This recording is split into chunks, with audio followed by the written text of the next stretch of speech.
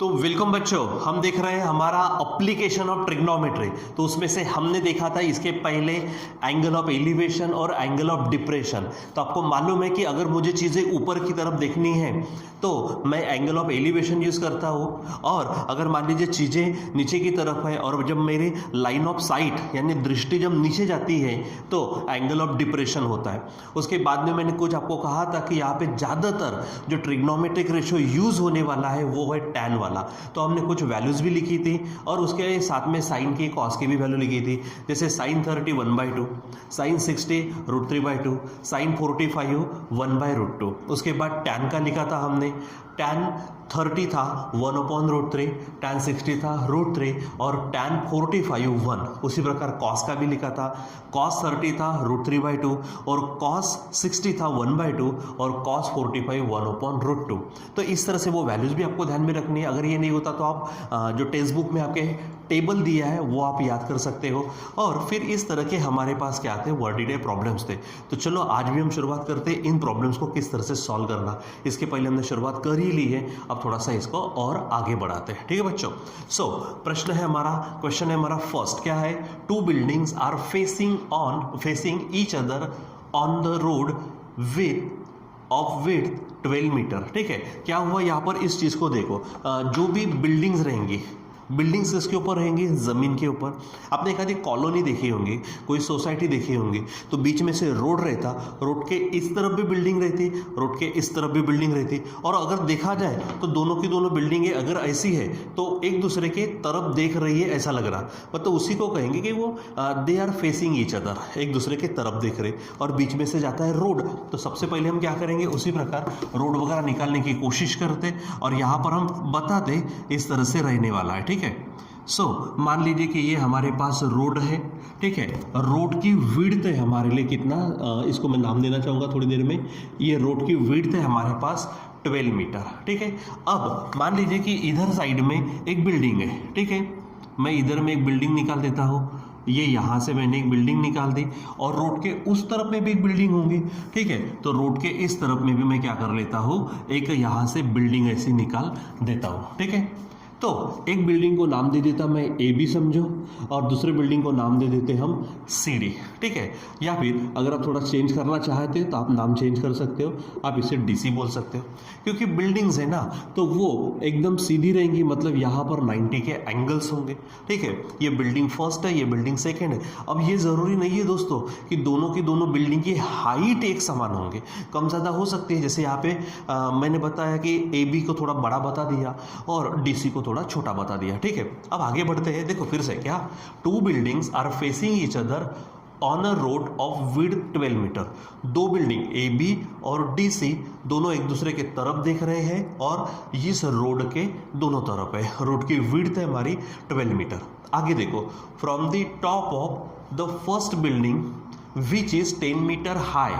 ठीक है, क्या हो रहा है, from the top of first building. अब फर्स्ट बिल्डिंग आपकी ये होती कि ये होती, वो डिपेंड करता आगे पढ़ने के बाद में। ठीक है, विच इज 10 मीटर हाई, जो कि जिसकी हाइट कितनी है, 10 metre. The angle of elevation, मैं कहता हूं angle of elevation of the top of second. ठीक है, तो एक बिल्डिंग के टॉप से दूसरे बिल्डिंग के टॉप की तरफ देखो तो एंगल कौन सा बनता है, angle of elevation. Angle of elevation के लिए नजरें ऊपर जाने वाली है, मतलब जिस बिल्डिंग से हम देख रहे हैं वो बिल्डिंग छोटी होंगी। तो मैं ये यहाँ पर ले लेता हूँ कि ये बिल्डिंग है, इसका टॉप है हमारा D।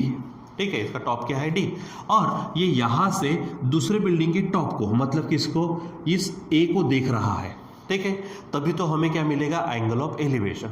हाँ, आप इसको छोटी बता सकते, इसको बड़ी बता सकते, कोई फर्क नहीं पड़ता। ठीक है, सबसे पहले अभी हम कहाँ पे खड़े हैं, D पर खड़े हैं और हम A को देख रहे हैं, यानी छोटे बिल्डिंग के टॉप से बड़े बिल्डिंग के टॉप को देख रहे हैं। तो इसके बारे में उन्होंने दिया, तो ये हमारी फर्स्ट बिल्डिंग समझो, ये हमारी सेकंड बिल्डिंग। क्या कहा उसने, देखो, from the top of the first building which is 10 metre high. तो अब ये हमको मालूम हो गया कि ये कितने मीटर हाई है, हाई यानी उसकी हाइट 10 मीटर मीटर हो गए। क्या कर रहे हैं, the angle of elevation of the top of second, तो यहां से हम ऊपर देख रहे हैं, ठीक है। तो सबसे पहले अगर मैं डी पर खड़ा हूं, मैंने आपको इसके पहले भी कहा था, अगर हम खड़े हैं तो हमारी दृष्टि एकदम हॉरिजॉन्टल होती है, ठीक है। सो इसलिए मैं सबसे पहले क्या करने वाला हूं, एक हॉरिजॉन्टल लाइन यहां से निकाल देता हूं। ये मेरी हॉरिजॉन्टल लाइन हो गई, नाम दे देता मैं यहां पर ई पर, ठीक है।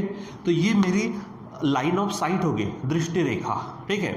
अब वो यहां से ऊपर देखेगा तो वो इस तरह से एंगल ऑफ एलिवेशन होने वाला है यहाँ पर। अब थोड़ा डायग्राम को बराबर सिस्टमेटिक निकालिएगा, ठीक है। तो क्या कहा उसने, एंगल ऑफ एलिवेशन कितना है, 60 डिग्री।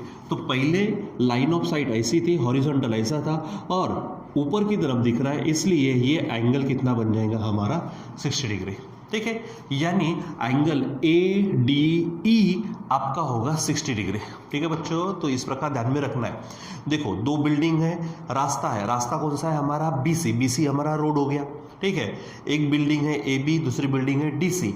हम डीसी यानी छोटी बिल्डिंग जिसकी हाइट 10 मीटर है, वहाँ उसके टॉप से दूसरे बिल्डिंग जो बड़ी है उसके टॉप को देख रहे हैं। तो जब यहाँ से देखेंगे तो पहला हॉरिजॉन्टल ऐसा रहेगा, क्योंकि मैंने कहा था एंगल ऑफ एलिवेशन रहे कि एंगल ऑफ डिप्रेशन रहे, कोई फर्क नहीं पड़ता, वो हमेशा बनेगा किसके साथ, हॉरिजॉन्टल के साथ। तो यहाँ से पहले मुझे हॉरिजॉन्टल निकालना पड़ेगा, निकाल दिया। तो ये डी ई हॉरिजॉन्टल है, और जब ऊपर देख रहे हैं तो इस हॉरिजॉन्टल के साथ जो एंगल बना that is our angle of elevation, ठीक है। ये आपको ध्यान में रखना है। फिर जैसे कि ये 90 है, ये 90 है, यहाँ से सीधी जाने के बाद में ये भी क्या हो जाएगा 90, और यहाँ ऑटोमेटिकली ये 90 होगा। सो अब सॉल्व करना शुरू करते हैं। तो इस तरह से आपको पहले डायग्राम निकालनी है, डायग्राम निकालने के बाद में आप उसको एक्सप्लेन करो, उसको सॉल्व करो। तो चलो जो जो दिख रहा है वो लिख लेते हैं। लेट क्या क्या दिख रहा है यहाँ पर मुझको, लेट हमारी ए बी और डी सी क्या है, ये हमारी बिल्डिंग्स है, ठीक है। यानी A B and DC be the buildings, be the buildings, ये हमारी क्या है, बिल्डिंग्स है, ठीक है। उसमें ये BC क्या है, BC हमारा रोड है, BC क्या है, रोड। अब बोल दीजिएगा यहाँ पर, ठीक। अब एंगल ऑफ एलिवेशन देखो क्या है, ADE, ये हमारा एंगल ऑफ एलिवेशन है। उसके बाद में आप अगर यहाँ देखना चाहते हो तो EBCD ये हमारा क्या बन जाएगा, रेक्टेंगल। क्लियर कट नजर आ रहा, सभी के सभी एंगल उसके 90 डिग्री है, एंड जिसके ऑल एंगल्स 90 होते हैं, या तो वो रेक्टेंगल होता या तो वो स्क्वायर होता। क्योंकि आप देख रहे हैं यहाँ पे ये साइड से उड़ी, ये 12 है, ये 10 है, इसका मतलब सभी साइड सेम नहीं है, तो ये क्या बनेगा हमारा, रेक्टेंगल। सो यहाँ पर ये बोलेंगे। उसके बाद पहले एंगल ऑफ एलिवेशन की बात करते हैं, ठीक है। तो एंगल ऑफ एलिवेशन क्या है, चलो बताओ, एंगल ऑफ एलिवेशन। तो एंगल ऑफ एलिवेशन हमारे पास है, उसका नाम लिखो, पहले नाम लिखेंगे हम ADE, एंगल कौन सा, ADE, और वो कितना डिग्री दिया है, 60 डिग्री दिया है। कितना डिग्री दिया है हमको, 60 डिग्री, ठीक है। चलो अब थोड़ा फ्रॉम द फिगर काम करते हैं। सो यहाँ पर EBCD ये आपको डायरेक्ट लेना है, बताने की, शो करने की जरूरत नहीं है। क्या बोलेंगे यहाँ पर, from the figure, from the figure क्या होगा यहाँ पर, आप देखो, quadrilateral EBCD is the rectangle. ये क्या है हमारा, EBCD रेक्टेंगल है, डायरेक्ट लिखेंगे। अब रेक्टेंगल की स्पेशलिटी आपको मालूम है कि उसके अपोजिट साइड क्या होती है, यस, अपोजिट साइड सेम होती है। तो ये 12 है, तो ये भी आपकी क्या होंगी, 12।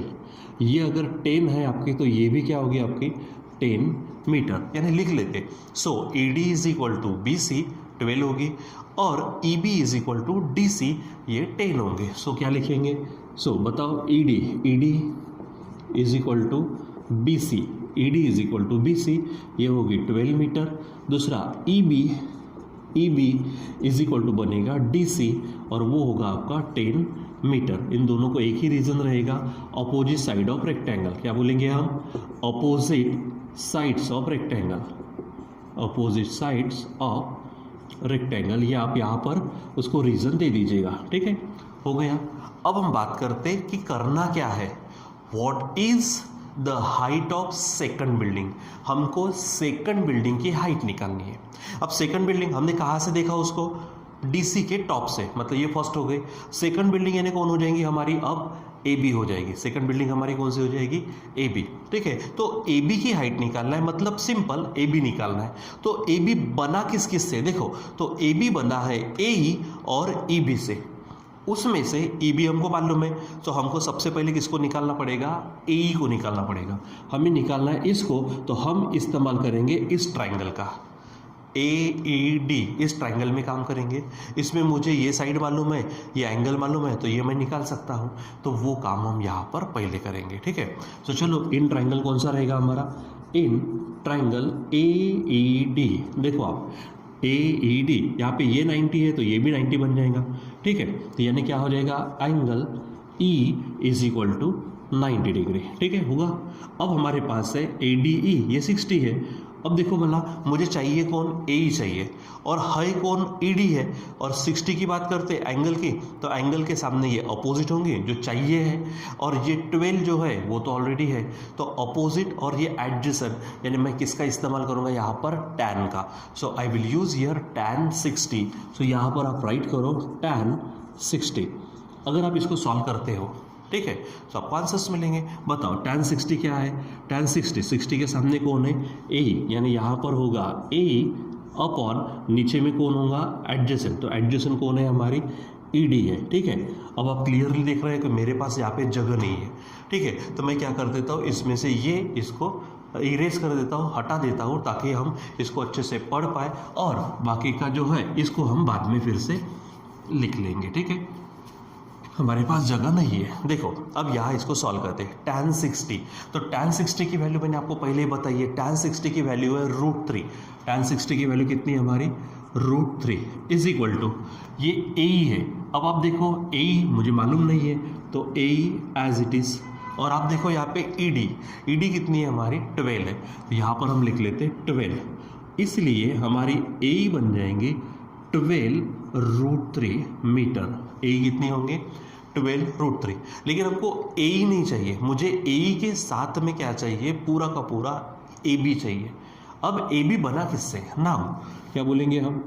Now A B is equal to A E plus E B. ठीक है, ये हो जाएगा। अब बताओ ए ई कितना आ चुका है? 12√3। तो मैं यहाँ पे लिखता हूँ 12√3 प्लस यहाँ पर है ई बी। तो ई बी हमारी कितनी है? यहाँ पे देखो, ई बी हमारे पास है 10। ठीक है, तो आप इसको अभी सॉल्व करना शुरू कर दो।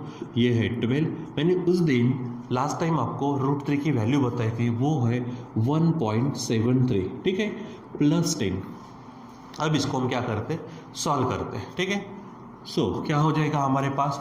12 3 36, बचे हमारे 3। ठीक है, उसके बाद में 3 बचे, 12 7 बनेगा 84, तो ये बन जाएंगे 7। ठीक है, और बचेगा 8। 12 1 12, 12 और 8 आएगा 20। यहाँ पे 2 डिजिट के बाद पॉइंट, प्लस आएगा यहाँ पर 10। अब आप इसको मिक्स कर दो, तो ये आएगा आपका 20 प्लस 10, मतलब आएगा 30.76। ठीक है, मतलब 76 बोल सकते हैं मीटर। तो ये आपका हो जाएगा ए बी। और आप यहाँ पर देखो, ये ए बी ही हमारी क्या है? सेकंड बिल्डिंग की हाइट है। इसलिए हम यहाँ पर काम करेंगे, हाइट ऑफ लिखेंगे यहाँ पर, height of second building is equal to A B, और A B is equal to 30.76 metre. दूसरी बात ये बच्चों की, अगर आपने ये पॉइंट पे नहीं रखा, इतना ही आंसर रखा तो भी चलता है, लेकिन हम यहाँ उसको सॉल्व कर सकते हैं इस तरह से। मतलब अगर कभी होगा कि इतना आंसर होगा, ठीक है, तो वो यहीं पर क्या कर देंगे? आपको टिक मार्क करेंगे। मार्किंग तो कोई यहाँ पे एक्स्ट्रा लिखने का, अगर वो सही है तो मार्क कट नहीं होते। अगर हम एग्जाम का विचार करें तो हमें ध्यान में रखना है कि हम यहाँ तक बढ़ सकते हैं। ठीक है, यहाँ तक क्या करेंगे हम? ये हमारा पहला प्रश्न हो गया। यहाँ पर दूसरा क्वेश्चन था, लेकिन वो क्वेश्चन हमारे पास अभी मिटाना पड़ा, क्योंकि हमें मालूम नहीं था कि इसको इतनी जगह लगेंगी। कोई बात नहीं है, हम थोड़ी देर में देखते हैं सेकंड क्वेश्चन। तो चलो दोस्तों, अभी हमारे पास है ये सेकंड क्वेश्चन। चलो इसको समझते। क्या कहा उन्होंने? A kite is flying at the height of 60 metre above the ground. देखो एक काइट है जो उड़ रही है, ग्राउंड से कितने मीटर ऊंची उड़ रही है वो 60 मीटर ऊंची। तो मैं यहाँ पर ये मान लीजिए ग्राउंड है, ठीक है।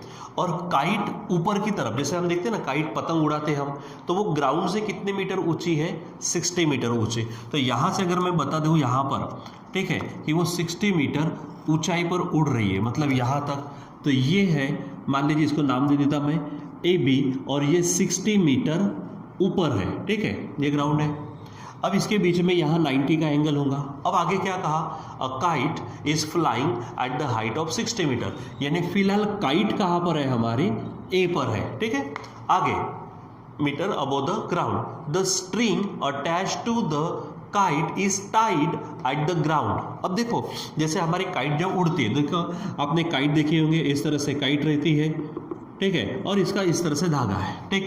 तो ये उड़ रही है, लेकिन कभी कभी आपने देखा होगा जब काइट को आप ढील देते हो तो धागा यानी स्ट्रिंग इस तरह से स्लैक हो सकता है। लेकिन उसने क्या कहा, the string attach to the kite is tied at the ground. ये जो स्ट्रिंग है ये आपको कहाँ पे फिक्स करना है, ग्राउंड को टाई करना है, टाइट, ठीक है, बांध देना है। तो मान लीजिए कि ये ग्राउंड है, तो इस ग्राउंड पर, ठीक है, मैं थोड़ा सा इसको ग्राउंड को इधर कर देता हूँ, सरका देता हूँ। मान लीजिए यहाँ पर इधर है, ठीक, और किसी यहाँ पर एक आधे पॉइंट पर आपका जो स्ट्रिंग है वो टाई किया गया है, ठीक है। तो यहाँ अगर हम बात करते हैं, यहाँ पर धागे की स्ट्रिंग की बात करते हैं, तो जब आप देखो मैंने कहा ढील देंगे तो धागा इस तरह से स्लैक होगा, लेकिन अगर आप इसको बांधेंगे तो धागा एकदम सीधा होगा, उसमें कोई भी स्लैक्स नहीं रहेंगे। तो धागा ये आपका हो गया स्ट्रिंग हो गया, ये आपका क्या हो गया, स्ट्रिंग। यहाँ पर क्या है, आपकी काइट है मान लो, ठीक है। काइट कहाँ पर है, A पर है, ये आपका स्ट्रिंग हो गया। तो जब उसको ग्राउंड पर बांध दिया जाएगा, टाई किया कर दिया जाएगा, तो वो एकदम क्या होगा, धागा टाइट हो जाएगा, ठीक है। फिर क्या, इट मेक्स, यानी वो जो धागा है, it makes an angle of 60 degree. कितने का एंगल बना रहा है, विद द ग्राउंड, ठीक है, ग्राउंड के साथ में। देखो ये स्ट्रिंग है, ये स्ट्रिंग ग्राउंड के साथ में एंगल बना रहा है 60 डिग्री का। तो यहाँ पर ये एंगल होगा 60 डिग्री, ठीक है। अब इसे नाम दे देते हम से, यानी हमारी काइट पॉइंट A पर है और उसको स्ट्रिंग को कहाँ पे अटैच यानी टाई कर दिया गया है, पॉइंट C पर, ठीक है। और यहाँ पर जो एंगल है, अब ये एंगल ऑफ एलिवेशन या फिर एंगल ऑफ डिप्रेशन नहीं है क्योंकि वो देख नहीं रहा, बस इस स्ट्रिंग ने ग्राउंड के साथ जो एंगल बनाया वो एंगल है, ये आपको ध्यान में रखना है। अब देखो आगे क्या कहता वो, उसको देखो आप, आगे क्या कहता वो, यहाँ पर assuming that the string is straight. देखो ना वैसे भी धागा कैसा पूरा का पूरा स्ट्रेट है, और आप करके देखो, अगर आप बांध के रखे हो या फिर पकड़ के रखे हो तो धागा एकदम टाइट रहता है, ठीक है। Find the length of the string, आपको क्या निकालना है, length of the string. String कौन है हमारी, AC, मतलब आपको AC निकालना है, ठीक है, ये ध्यान में रखो। तो चलो फ्रॉम द फिगर क्या बोलेंगे हम, सपोज क्या कहेंगे यहाँ पर, सपोज काइट कहाँ पर है, kite is flying, kite is flying at point A and the string is tied at point C on the ground, देखो यहाँ पे क्लियर नजर आ रहा है हमको, ठीक है। ग्राउंड पर पॉइंट C है जहाँ पर हमने स्ट्रिंग को टाई कर दिया, ठीक है। अब देखो ये 60 मीटर है, हमको निकालना क्या है, ये चीज़ निकालनी है, ठीक है। तो इस ट्रायंगल में काम करेंगे फ्रॉम फिगर, ठीक है। चलो बताओ क्या है, from the figure in triangle, कौन सा, इन ट्रायंगल ABC। अब देखो क्योंकि ये सीधी उसकी हाइट है, हाइट हमेशा 90 की इसमें रहती है, तो एंगल B हमारा कितना हो जाएगा, 90 डिग्री, ठीक है। अब ये एंगल C है, अब देखो भला आपको ये यहाँ पर काम करना है, ये एंगल C है, इसके सामने वाली साइड यानी अपोजिट साइड दी है AB, और आपको चाहिए है AC, यानी दिया है AB, चाहिए है AC, इसके ये अपोजिट है और ये हमारा हाइपोटेनस है, मतलब अपोजिट अपॉन हाइपोटेनस की बात करते तो ये बन जाएगा साइन।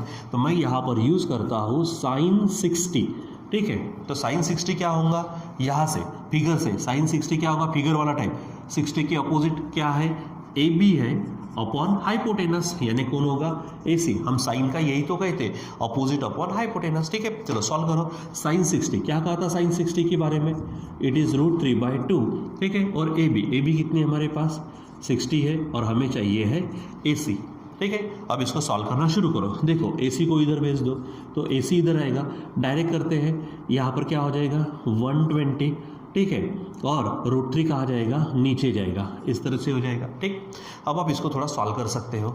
इसको मैं इस तरह से बना देता हूँ। देखो √3 है ना, तो मैं इसको 3 से डिवाइड करता हूँ, तो 3 4 जा और 0, इसका मतलब 43 जा क्या होगा 120, और नीचे में √3 है। मैं बार बार कहता हूँ, इस 3 में हमारे √3 इंटू √3 छुपे हैं, और ये 40 है हमारे पास, नीचे में फिर से √3 है, यानी एक एक √3 कटता है तो बचेगा हमारे पास 40 √3। ठीक है, और आपका ये आंसर हो सकता है। ठीक है, या फिर आप उसको पॉइंट में निकाल सकते हो। ठीक है, तो अब पॉइंट में अगर निकालना चाहेंगे तो जैसे मैंने यहाँ पर निकाला है उस तरह से करिए, या फिर पॉइंट में नहीं निकालते तो इतना ही आंसर रखिए। ठीक है, रहेगा ध्यान में। तो करना क्या है, हमको पॉइंट में निकाल देता हूँ मैं आपको। ठीक है, तो AC इज इक्वल टू क्या हो जाएगा, ये 40 इंटू √3, तो √3 क्या है 1.73, आपको वैल्यू बताई थी मैंने, यहाँ पर भी √3 की वैल्यू 1.73 रखी है। इसको मल्टीप्लाई करो तो क्या बन जाएगा हमारा। ठीक है, देखो 4 3 जा 12, ठीक है, कैरी 1, 4 7 जा, बोलो 4 7 जा 28, 28 और 1 बनेगा 29, बचेंगे 2, 4 1 जा 4, 4 और 2 बनेगा 6। ठीक है, अब 2 घर के बाद पॉइंट दे दो तो यहाँ पर आ जाएगा, यहाँ पे देखो ये 0 रहेगा, 2 घर के बाद पॉइंट है नहीं, यहाँ पर रहेगा। ठीक है, इसलिए आप इसको इतना मीटर बोल सकते हो। और इसलिए AC हमारा क्या है, चेक करो, AC क्या है हमारा, स्ट्रिंग है, यानी आप यहाँ पर लिखेंगे length of the string. Length of the string क्या है, AC, और AC इज इक्वल टू 69 आप 2 मीटर लिख सकते हैं, 90 लिखा तो भी 20 लिखा तो भी चलेगा। तो इस तरह से आपका आंसर हो जाएगा। ठीक है बच्चों, तो आपको करना क्या है ये ध्यान में रखो। तो इस तरह से क्वेश्चन दिया जाएगा, आपको पहले डायग्राम बनानी है, angle of elevation, angle of diffraction, जो चीज़ें उसमें पूरी भर देनी है, और उसके बाद में आप इसको इस तरह से सॉल्व करेंगे। यहाँ पे एक हमारा क्वेश्चन था, लेकिन ये इस प्रॉब्लम को ज़्यादा जगह चाहिए थी, इसलिए उसको मिटाना पड़ा। हम इसको नेक्स्ट इसमें पढ़ेंगे। ठीक है बच्चों, तो इस प्रकार से आपको ध्यान में रखना है। तो बाकी का देखेंगे हम नेक्स्ट टाइम में।